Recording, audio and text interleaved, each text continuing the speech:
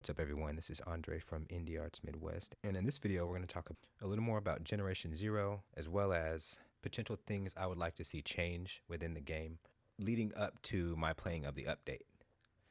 So, this gives me an opportunity to hash out all my thoughts beforehand because I've had all this content just kind of sitting back, and I'm grateful that you guys are interested in watching it. So, without further ado, let's get started. So, as I said in the last video, the main reason why I started doing these recordings became what I called glitch hunt, because I'd see some of the strangest scenarios while running around by myself. And that is indeed a reason why I appreciate the recording feature for the PlayStation, because I think we all have "are you seeing this" moments, and sometimes no one's there to see it, and at least now we can show off, weird stuff like this.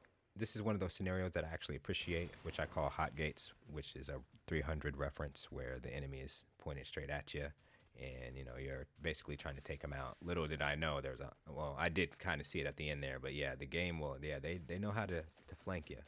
That's kind of creepy though. They all just kind of like just huddle around the house, which is why I considered a Battlefield style destruction level to some structures in the game. That way, at least, it not necessarily, well, so that could possibly fish the player out. But the game kind of puts you in the position to essentially be a tank after a while. You're just a living tank. Even though you're running around this world by yourself, you just happen to be the most tactical, most efficient, and also happen to come across all the best weapons in your journey to, the one, right? And not to take away from the main story or anything like that, but it's just because the game is already isolating if you don't happen to be playing online, which from what I've gathered successfully platinuming this game is that obviously the best way to get through it is to play multiplayer. It gives you an opportunity to take more enemies down. Unless your character's maxed out to some degree, essentially you're just gonna die a lot or essentially your character's gonna just die and respawn quite a bit until you start acquiring things, and that's okay. The thing about that is it's only helpful if you happen to be in an area where a lot of stuff is going down, and you can respawn there and just keep taking enemies out until they're gone. But other areas where you have a bit of a run in order to get back to where you were is why I'm grateful that they threw in the dirt bike, even with the issue of gas, which I'm totally fine with that too, because I wasn't particularly big on survival games, which is why jumping into Fallout 76 was an eye opener for me, because I've never played on survival difficulty. It's always been normal. So, and I actually come to appreciate that, even though it is annoying, but that's for another video if you guys want to see that. I actually do have some stuff for that. Maybe I'll put some stuff up. Who knows? Anyway, but yeah, I could totally see from a survival standpoint where key factors of this game do work. But yeah, I think just having the gas being, a commodity amongst the ammo and the guns in the game, yeah, that makes sense to me.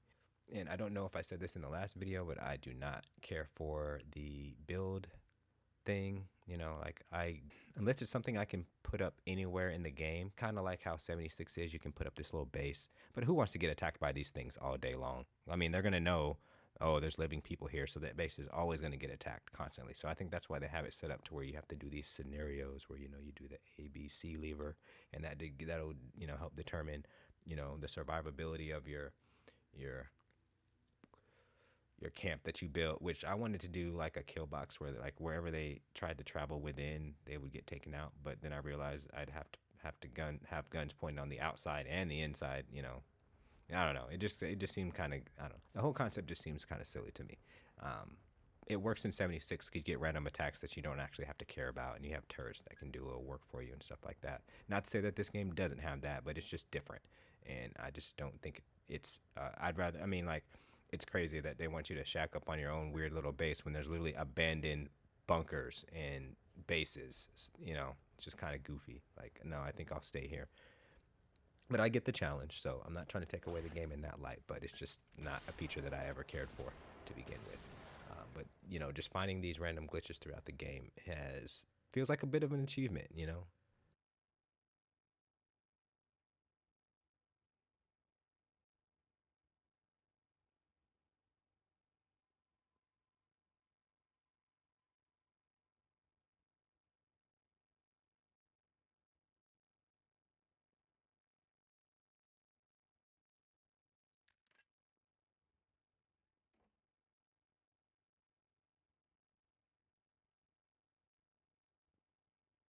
and you have your death spawn glitches, like your ragdoll glitches, like you'll see here. And this is actually the only instance that I've seen to this degree, but totally worth investigating. Let's see. So as far as updates went during this time, one of the good ones that I really appreciated was they focused on the prefabs of the houses and getting those in order in terms of ensuring that they looked different. You know, because a lot of times you'd walk into literally a copy of the house across the way, and I get it. You know, like that happens quite a bit. You know, in many neighborhoods where they'll have a similar architectural design, but just for this game, they did a good job by switching it up. And even so, you still might see a few glitches from the doors, or you know, just how everything's set up. You know, what was the weird thing about some of these houses? Some of them didn't have kitchens. I thought that was kind of odd. Like not even like a anything like a hot plate or nothing. And they're just like, how are they?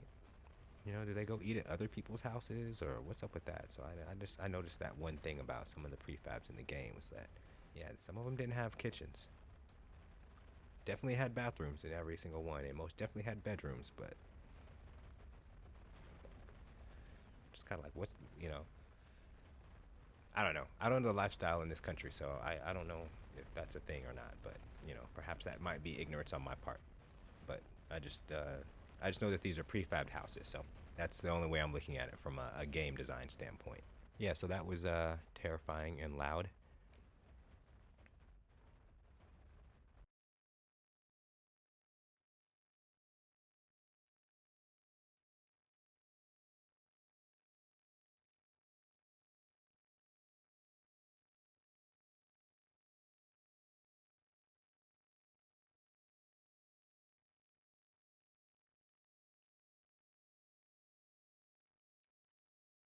Oh, yes. So there was one particular bug that I really didn't like, and that was this one. Now, in this area, I'm just trying to acquire a blueprint, so I knew I wasn't going to get it, that I wasn't going to get attacked. But the fact of the matter is, there is another, is or was another bunker in the game where when you immediately enter, this happens. And because of that, I actually stopped playing the game for like 3 months because there's just no way. There's no way I could traverse the game like that. And I think it might have something to do with the post processing and the blur effect. Maybe someone accidentally set it too high. Perhaps they've automated parts of their process, and because of that, that bug came up, and it's just something they didn't know about. I do recall seeing something in the forums a long time ago about addressing it, but I also recall when I did go back to that base, it did start that way, and I wanted to turn around, but the further I entered, it did fade off. So I just kind of, you know, that was luck. But like I said, I did wait, I think, until my nephew started playing, as when I actually went back into that base. Yeah.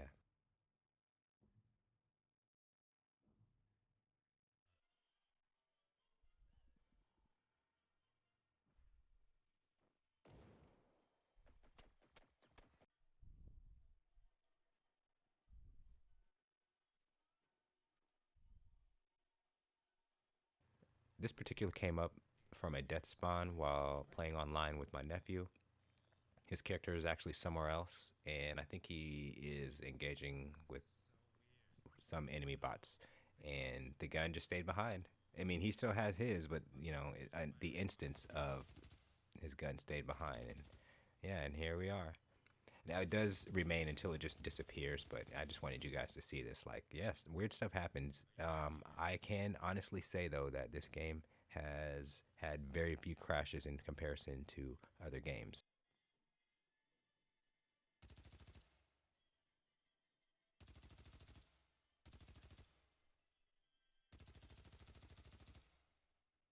And these world tears do come up from time to time. I just think it is just a side effect from throwing massive chunks of the terrain together. Now, I don't know if it's on the game's part or if, like, you know, it just might be just a slight missed design flaw, but yeah, I just thought it was a kind of a funny thing that to find and see that's what's below the world.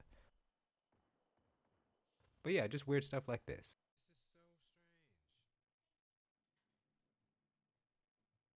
This issue you see here is nothing. It's just normals facing the wrong direction. It happens all the time. I do it with my own stuff in Blender occasionally, and easy fix for sure. But yeah, it was interesting seeing the ocean down below because I just thought that all the water portions were separated somehow and not just one giant piece, which isn't a problem. I just thought that was how it was set up.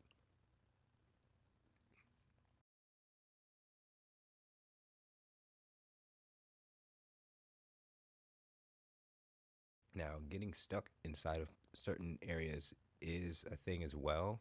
And I think this is also an issue of prefab. I believe I mentioned it in the last video that I'm pretty sure they've automated what goes in the trailers randomly, and occasionally you'll come up with things that didn't quite register the player and their ability to jump on it, to jump on things and not get out.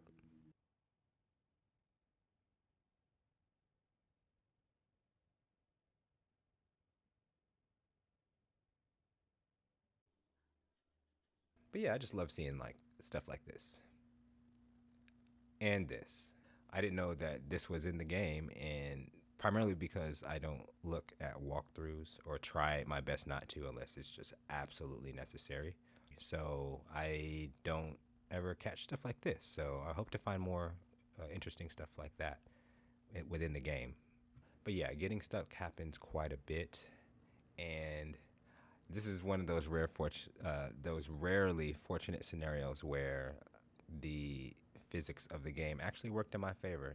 Like a lot of times you'll try this in other first-person shooters and it doesn't work, but the game has a very good kickback system, and because of that, you can do this.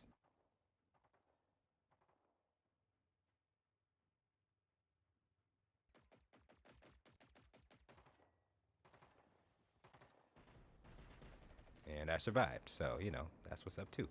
But yeah, I just really appreciate the quirky things that happen in this game and all of the things that you see, even if they're bugs. It's like just adds to, you know, enjoying the game. I've heard other buggy games that are terrible to people. I haven't heard too many good things about 7 Days to Die. In fact, my brother says it's super glitchy, so don't expect the best experience. But like I just appreciate games from a different angle. So I just like games for games. So yeah, as I said, I am really grateful to get these videos out. I haven't had a chance to in quite some time, so I really appreciate your views. And if you have any ideas, please feel free to comment below. I'd really like talking about Generation Zero. It is actually one of my favorite games. And yeah, don't forget to like and subscribe. And as always, thanks for watching.